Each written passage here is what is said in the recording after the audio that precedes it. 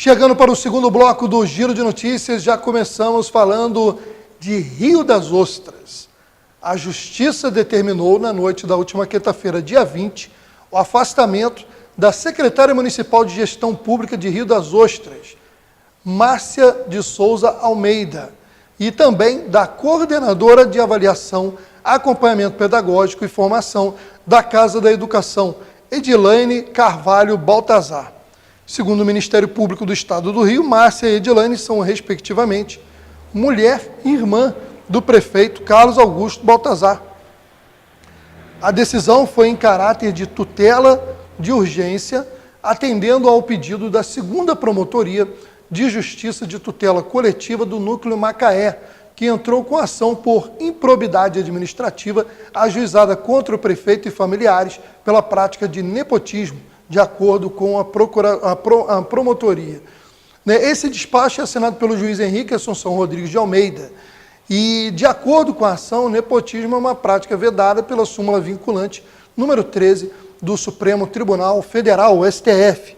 Conforme a decisão judicial, o administrador público utilizou prerrogativas de poder ao criar a Secretaria Municipal de Gestão Pública, a fim de proteger a esposa e salvaguardá-la de possíveis enquadramentos em caso de nepotismo.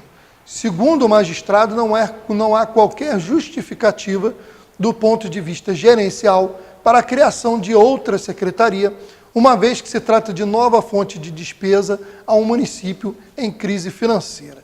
Além disso, a decisão menciona que Márcia de Souza Almeida não possui experiência na área, haja visto que nunca exerceu qualquer trabalho, função ou atividade relacionadas à gestão pública.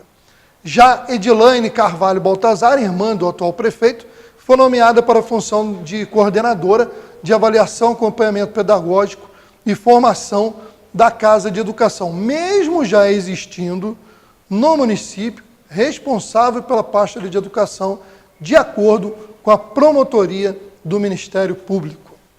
Está aí o registro. Bom, o Departamento de Trânsito do Estado do Rio de Janeiro levará serviços itinerantes a 50 cidades do interior no mês de agosto. Entre essas cidades estão Rio das Ostras e Guapimirim, que estarão sendo atendidas. O Detran itinerante oferece serviços como o licenciamento anual, a transferência de propriedade, transferência de município, de jurisdição, a segunda via de CRV, inclusão e baixa de alienação, além de alteração de características do veículo. Para agendar o serviço, os motoristas devem ligar para 0800 02 04 040 ou 0800 02 04 041, ou ainda acessando o portal do Detran. Guapimirim será atendido no dia 2 de agosto. Já Rio das Ostras receberá o Detran itinerante nos dias 10, 17 e 31 de agosto. Trazemos agora uma notícia de alcance nacional. Com a retomada da economia, a arrecadação do governo também vem se recuperando, mas algumas receitas ainda não se concretizaram. E diante da necessidade de manter as contas públicas equilibradas e cumprir a meta fiscal de 2017, o governo anunciou nova redução nos gastos federais, da ordem de 5 bilhões e 900 milhões de reais. O contingenciamento vai preservar áreas essenciais como a saúde, por exemplo, e poderá ser revertido com a entrada de novas receitas. Concentramos a estratégia do ajuste fiscal inicialmente na contenção das despesas. Principalmente a principal medida, claro, é a aprovação do teto do gasto, que inclusive já está sendo aplicado este ano. Outras medidas complementares têm sido adotadas e novas medidas estão em discussão. Tudo isso está sendo feito no sentido de garantir a estabilidade econômica do país e garantir que nós tenhamos as bases sólidas para a retomada do crescimento e, portanto, o crescimento natural das receitas e correção dos déficits que hoje nós enfrentamos. O ministro também explicou o reajuste no PIS/COFINS sobre os combustíveis. O impacto é de aproximadamente 41 centavos por litro sobre a gasolina, 21 centavos por litro de diesel e cerca de 20 centavos para cada litro de etanol. O reajuste deve gerar uma receita adicional de 10 bilhões e 400 milhões de reais aos cofres públicos. Essa medida de aumento de tributos foi tomada pela estrita necessidade.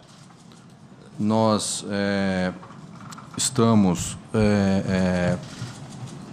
comprometidos com o cumprimento de uma meta fiscal para 2017 e, conforme já havíamos mencionado em oportunidades anteriores, nós só tomaríamos uma medida de alteração de tributos em último caso. Com esse conjunto de medidas, o governo avalia que vai cumprir a meta fiscal deste ano, que prevê um déficit primário de 139 bilhões de reais em 2017.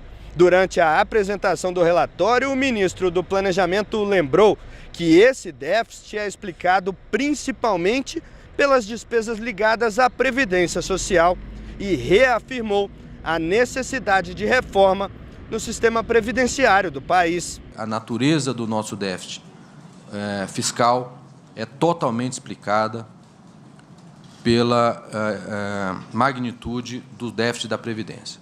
Não fosse o déficit da Previdência, nós não estaríamos experimentando nenhum déficit.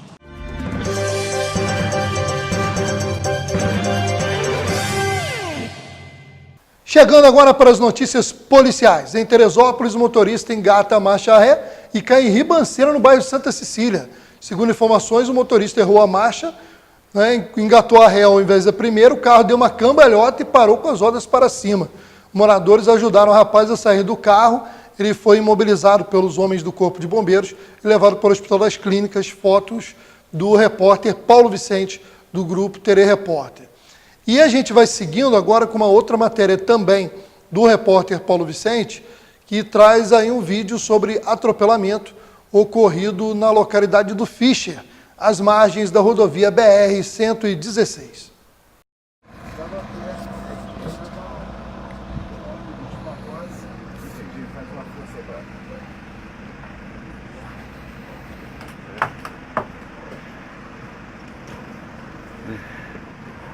Tá aí o atropelamento aqui no quilômetro 75 da rodovia BR-116, onde o jovem, ele que, segundo ele, relatou aqui para nossa reportagem, ele foi atropelado por uma moto apagada, com farol apagado aqui de madrugada, por volta aí de 2 horas. É 2 horas agora, meu chefe? Obrigado, meu irmão. Por volta de 1h30 da manhã, a equipe do Corpo de Bombeiros foi acionada, as equipes do Corpo de Bombeiros foram acionadas.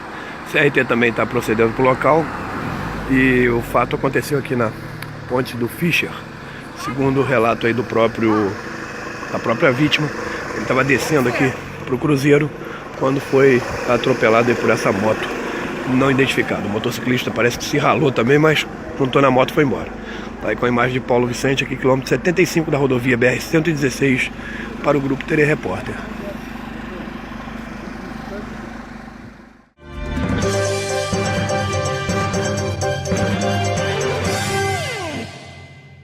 Nosso colaborador Paulo Vicente fez também o registro da homenagem dos funcionários do Hospital das Clínicas de Teresópolis ao jovem enfermeiro Leonardo Miranda, de 38 anos. Ele sofreu uma queda na escada da sua casa, teve que ser operado às pressas, mas não resistiu. Uma fatalidade que vitimou um jovem muito querido por pacientes e funcionários do hospital, além de participar como músico na comunidade evangélica de Teresópolis. Vamos mostrar o momento registrado pelo Paulo Vicente, quando o cortejo do sepultamento passava em frente ao hospital onde Leonardo trabalhava, seguindo em direção ao cemitério municipal.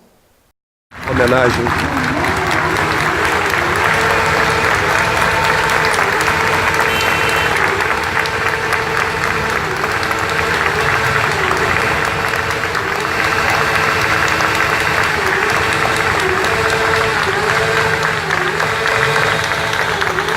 Homenagem dos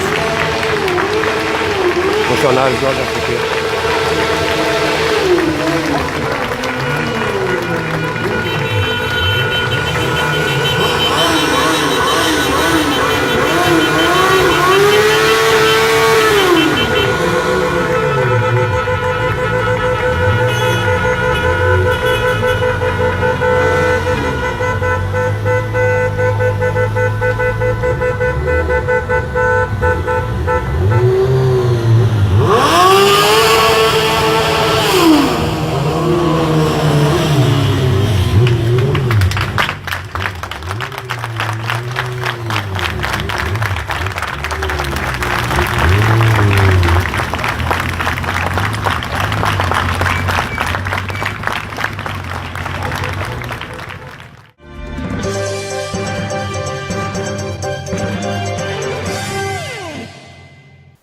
nossos sentimentos a todos os familiares e a gente agora vai à região dos Lagos.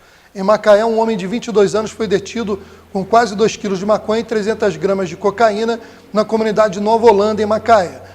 Na madrugada da segunda-feira, dia 24, ele foi levado para a 123 DP.